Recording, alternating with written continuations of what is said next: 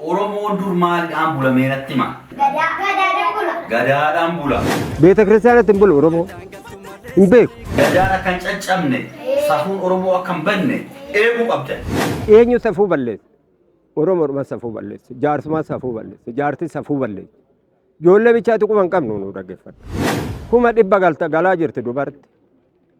80 galaa jirti. Eessaa fidee fuudhare? Goggoran waa oolchu. Goggoramtuu dubbiitiin nu haa baasu. Waayini gadaa shananii nu haa na'u. Biyya keenya nagaa nu haa godhu. Waayini odaa nabee nu haa na'u. Gaafa saba biraatti dhaqee soddoomu nu harkaa bahe. Oromummaan. Uffalaa ijoollee tokko guddadhaa. Waayini Oromoo waayini bokkuu ganama isin hin gatin giidhu. Guddadhaa. Kootu jiru.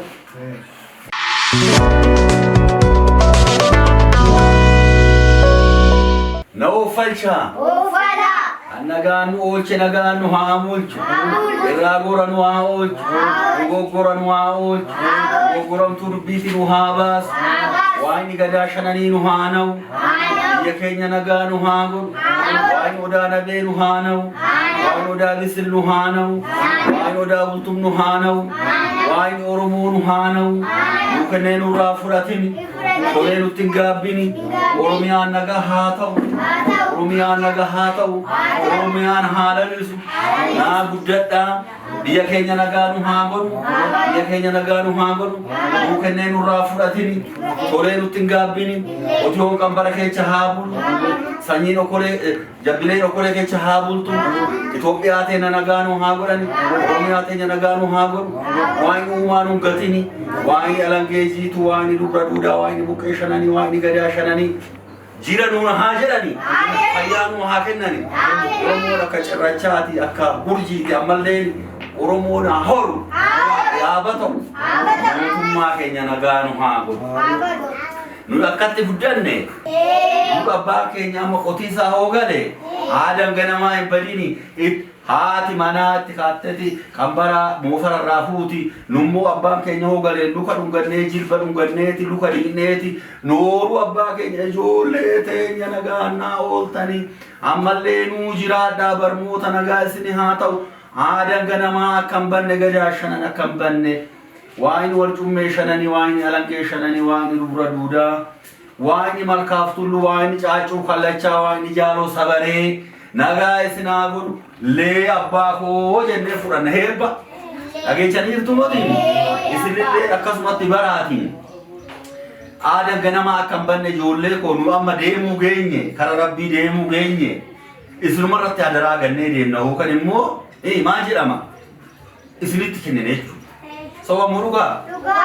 Isinitti kennina. Isin immoo fudhachuu qabdani. Mootii?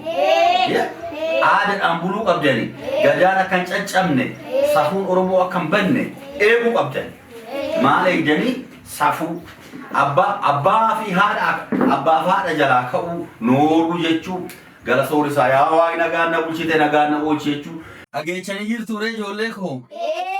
Oromoon dur maaliidhaan bula meenatti hima? Gadaadhaan bula. Dhaloota Iyyasuus Kiristoos yookaan immoo dhaloota Iyyasuus Kiristoos yookaan immoo Muhammadaan alamii achitti Oromoo gadaadhaan bulaa. Soba moo dhugaa? Abbaan gadaa caffee godaaneeti deebisee gumaa nyaachisee biyya mara gorsee Oromoo gadaadhaan bula. Amma immoo gadaa sun nu deebite moo deebine? Ilmaan koo nageenye deebite moo deebine? Ammallee dhugaan nu haa deebitu. Ammallee dhugaan nu haa deebitu. Ammallee nu haa deebitu. Waayini gadaa shananii nu haa deebisu. Waayini arcummee shananii nu haa deebisu. Waayini lafa uume fi hanimmoo hamni samii kana uume nu haa deebisu. Oromiyaa keenya nagaa nu haa godhu. Oromoo waan na dhiibu nurra haa qabu. Ammallee isin gadaadhaan buluu. Dhaggeeffadha. Gadaadhaan buluu. Abbaa beekuu. Haadha beekuu. Safuu beekuu. Abbaan ani isin dhalche bichaa muti. Ollaa soo jiraate abbaa koo horii daandii kutuu dhiisuu. Haadha immoo kabajuu. Isinii galee jiraa muti ijoollee? yoo haadha fi abbaa fi ollaa akabbaranii horii daandii kutuu baatanii waan namaaf tolamuun tolu gadaa hoo akabbaranii yookaan immoo gadaa hoo bulanii kennee namarraa fudhatu moti. Akkanaatti naa bulaa ijoollee too fayyaa naa ta'aa jiraadhaa guddadhaa ija hamtuu sirraa haa qabu diinti roobaa nagaa gadaan kuufaa gabbina. Beektanii jirtu amma immoo waan namee isin immoo waan na gaafattan gaafii keessan isinii fadde maaluma na gaafattan ijoollee maaluma na gaafattan maalumatu isin gorsuu dide maaluma isinii duubatti isinii jala hambifatte gadaa shanii mulanii warcummee shanii gadaa shanii isinii jedhe waaqa gadaa shananii isinii jedhe waaqa warcummee shananii isinii jedhe bokkuun oromoo bokkuudhaan bulaa caacuu fudhataniiti caacuu dubartiitu baata caacuun dheeraa sani bokkuun immoo baarii bu'e isa waaqamatu nu buuse aduu waan rooba dide bokkuu sanii dhiirri bokkuu baateti dubartiin immoo caacuu baateti kallacha baataniiti malkaa bu'anii hirroo amma hoo bona godhee aduu bultii sadaffaa yookaan aduu isa rooba jechuudha.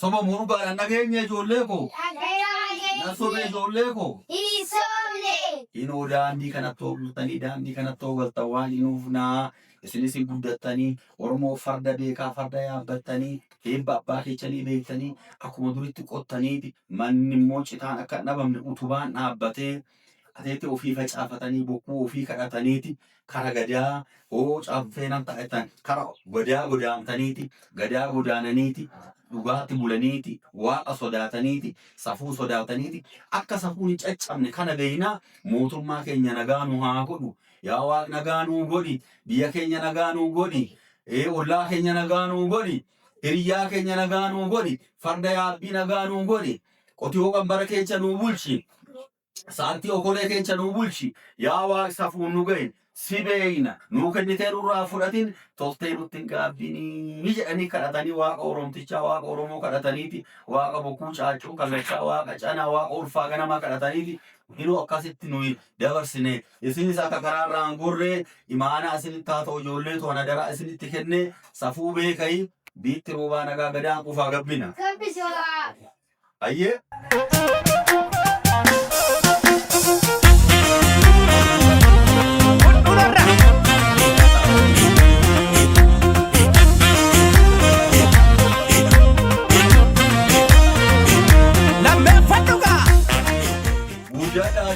Safuun isinirraa fagaatee safuun isin haa beeku ijaamu isinirraa haa qabu jechuudha qoreessaana waan namaraa isinirraa qabu safuu beeka ollaa beeka abbaan keessan abbaa isin dhalchee moti abbaan keessan an ollaan safuun hangafa beeka oofsalaan ijoollee tokko dadhaa waa'ee oromoo waa'ee bokkuu ganamaa isin gatiitti hiilu guddaa ofiisoo. Agana kuno wajibti na agana. Safunga na mamale mali. Aye.